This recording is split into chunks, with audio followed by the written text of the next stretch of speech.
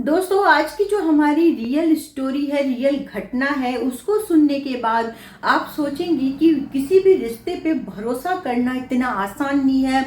जो रिश्ता है, एक मामा भांजी का रिश्ता होता है, वो एक अटूट गहरा रिश्ता होता है, क्योंकि मामा शब्द में भी माँ जुड़ा हुआ रहता है। लेकिन वही रिश्ता यदि ऐसी हरकत करेगा तो बिल्कुल रिश्तों पे से भरोसा ही उठ जाएगा। तो आज की जो हमारी रियल घटना है, उसको सुनने के बाद दोस्तों आपको भी लगेगा कि वाकई में ऐसा जीवन में क्या होता है, क्या सही में ऐसा होता है क्या। एक बार आप सोचने पे मजबूर हो जाएंगे कि वाकई में दुनिया में ऐसे लोग भी होते हैं क्या। तो दोस्तों, ये जो रियल घटना है वो सुनाने का उद्देश्य आपको दुखी परेशान नहीं करना है, सिर्फ सावधान और सचेत करना है कि आप अपने और अपने परिवार का ध्यान रखें। तो चलिए दोस्तों, आज की रियल घटना को हम शुरू करते हैं। नमस्कार दोस्तों, मैं रिपोर्टर हिमानी। दोस्तों, लीना और मीना करके दो बहनें होती है, जिसमें उनके जो माता पिता रहते हैं वो किसी दुर्घटनावश से एक्सपायर हो जाते हैं। उनके नाम से गांव में बहुत सी जमीनें थी। एक बड़ी बहन की शादी हो गई थी, कुछ जमीन उसके नाम चली गई, कुछ छोटी बहन के नाम चली गई। उसके बाद जो छोटी बहन थी दिल्ली में अच्छा खासा जॉब करती थी, उसके फ्रेंड सर्कल भी था वहाँ पे, तो वो दिल्ली ही रहती थी। तो वहीं से वह उसका जो मामा था वो गांव में उस जमीन का सार संभाल करता था। लेकिन फिर एक दिन उसके मन में ख्याल आता है कि गांव में जाकर अपने जमीन को संभाल आऊं, उसे प्रोटेक्ट कर दूं, सब तरफ से बाउंड्री करवा देती हूँ, जमीन को प्रोटेक्ट कर देती हूँ ताकि सेफ रहे। एक बार जाके देख के आती हूँ। और वो इस बारे में सोचती है। उसका जॉब था, वहां से छुट्टी लेती है, गांव जाती है। गांव जाने के बाद वो मामा से बात करती है, बोलती है कि जमीन के चारों तरफ बाउंड्री करवानी है ताकि मेरी जमीन प्रोटेक्ट रहे। अभी मैं इसी काम से आई हूँ। तो मामा बोलते हैं ठीक है। उसके जो मामा होते हैं वो भी बोलते हैं ठीक है, कोई दिक्कत नहीं है, तुम अपनी जमीन को करवा लो, कल सामान वामान मंगा लेते हैं, उसके बाद करा लेना। दूसरे दिन जब इस काम को करने की तैयारी की बात आती है, सब लेबर वगैरह आ जाते हैं, तो अचानक से वो लीना शर्मा जो है वह गायब हो जाती है। उसे सब तरफ ढूंढा जाता है लेकिन वो कहीं मिलती नहीं है। उसके मामा भी थका हार के अपने घर चले जाते हैं, सोचते हैं कि लगता है वो वापस दिल्ली चली गई होगी, उसे कुछ काम आ गया होगा। वो अपना काम में व्यस्त हो जाते हैं।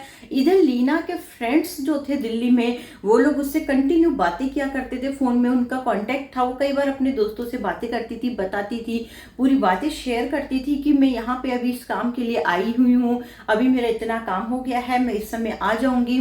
सारी बातें शेयर करती थी। लेकिन दो दो दिन निकल जाते हैं, 2 दिन से उनकी बात नहीं हो रही थी। फिर वो उनके मामा के पास कॉल करते बोलते हैं कि लीना से हमारी बात नहीं हो रही, आखिर में कारण क्या है। मामा बोलते हैं कि मुझे नहीं पता है, 2-3 दिन से वो मुझे भी नहीं दिख रही है।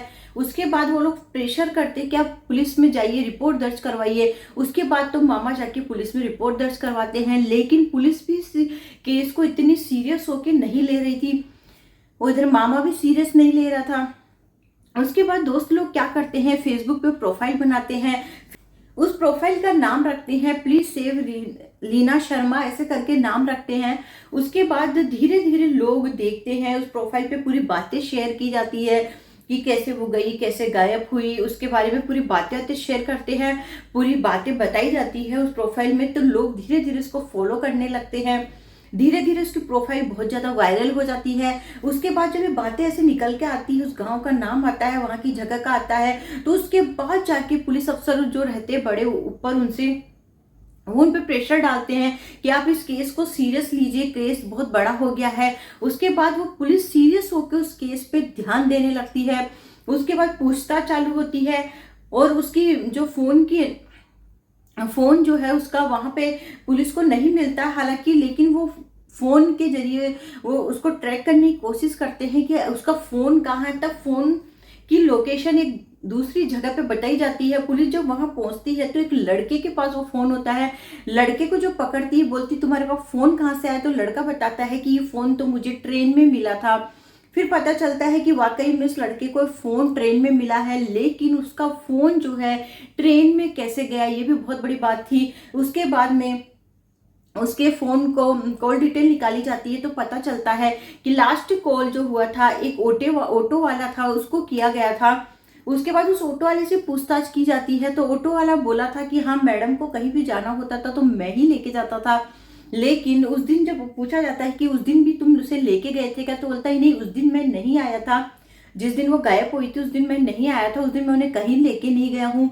उसके बाद पुलिस को शक होता है कि गांव में ही कुछ ना कुछ उसके साथ में जो भी हुआ है गांव में ही हुआ है, क्योंकि ऑटो वाला उसे कहीं लेके नहीं गया है। उसके बाद पुलिस वापस गांव में आती है और उसके दोस्तों से भी बातचीत करती है, लीना के दोस्तों से दिल्ली में जो रहते हैं। तो वो लोग बताते हैं हमें उनके मामा पे शक है, क्योंकि एक बार उनके मामा ने उसको लीना की जमीन को हड़पने की कोशिश की थी। तो हो सकता है कि इसमें मामा की कुछ चाल हो। उसके बाद पुलिस मामा से पूछताछ करती है तो मामा बातों को पहले इधर उधर घुमाने की कोशिश करता है, लेकिन पुलिस तो बाल की खाल निकाल ही लेती है जब अपने पे आती है। आखिर में मामा टूट जाता है। पूरी बात जब बताता है तो पुलिस भी चौंक जाती है। मामा यही बताता है कि जिस दिन सुबह वो आई थी तो मैंने उसे ये बोला था कि इस जमीन की देख रेख मैंने की है, तो इसमें से कुछ हिस्सा मुझे दे दो। और वह देने में आनाकानी कर रही थी। उस समय मेरे दो आदमी में हम लोग ही थे। उसके बाद मैंने आदमी को इशारा किया तो उसने पीछे से उसे पत्थर मारा, जिससे वह बेहोश हो गई थी। फिर हम सब ने मिलकर उसका काम खत्म कर दिया और उसके बाद ले जाके उसके पूरे कपड़े उपड़े उन्होंने उतार लिए थे। उतारने के बाद उसको जला दिए थे और उसकी बॉडी को एक जगह ले जाके उन्होंने जंगल की तरफ में दफना दिया था। ये पूरी बात मामा ने बताई तो पुलिस एकदम शॉक्ड हो जाती है कि इसका सगा मामा वो ऐसे कैसे कर सकता है, एक मामा अपनी भांजी के साथ में ऐसा कैसे कर सकता है। पुलिस को भी बड़ा आश्चर्य हुआ। उसके बाद ही केस पूरा निकल के सामने आया कि असली गुनहगार मामा ही है और मामा को आजीवन कारावास की सजा सुनाई दी गई है और उसके साथ जो जो लोग शामिल थे उनको भी आजीवन कारावास की सजा सुनाई दी गई है। और उसके हिस्से की जो जमीन थी उसकी बहन को दे दी गई है और बहन के लिए भी उनके दोस्तों ने बोला था कि वो भी शामिल हो सकती है, लेकिन उसके खिलाफ कोई ठोस सबूत नहीं मिले हैं, यानी कि वो नहीं शामिल थी। लेकिन ये कहानी है वो बहुत ज्यादा चौंका देती है कि पैसे और जमीन जायदाद के लिए लोग एक दूसरे की जान लेने तक उतारू हो जाते हैं। तो ये घटना है वो यही सोचने पे मजबूर हो जाती है कि रिश्ते नाते से भी बढ़कर क्या पैसा होता है। जब इंसान मरता है तो सब कुछ यहीं छोड़ के चला जाता है, लेकिन फिर भी इंसान कितना अंधा होता है पैसे के प्रति कि अपने रिश्ते नाते सब भूल कर वो उसके पीछे अंधे की तरफ दौड़ते रहता है। तो दोस्तों इस कहानी का सुनाने का उद्देश्य आप लोगों को दुखी परेशान नहीं करना था, सिर्फ सावधान और सचेत करना है कि रिश्ते नातों में भी कई बार कैसी कैसी घटनाएं घट जाती है। तो आप लोग सावधान रहे, सचेत रहे, अपने और अपने परिवार का ध्यान रखिए। मिलते हैं अगले वीडियो में एक नई रियल स्टोरी के साथ। बाय।